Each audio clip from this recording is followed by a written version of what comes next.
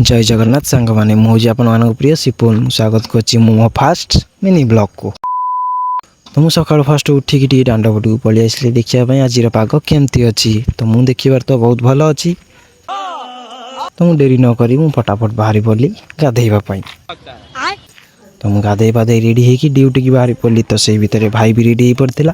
तो आम दु भाई मिसिकी बाहरी पड़लु ड्यूटी को। तो बाटर एमती कथबार्ता है जाऊ जाऊ यहाँ रोड उपर बाली गदी देइचंती।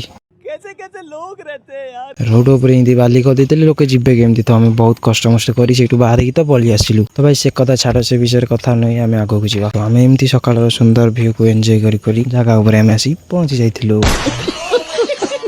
तो देखी पार्थे भाई मान केते खराब रास्ता तथापि आम किसी न मानिकी से भीतर गाड़ी पुरे माड़ी चललु आग को। फास्ट घरटा देखु एमती ही किसी अच्छी।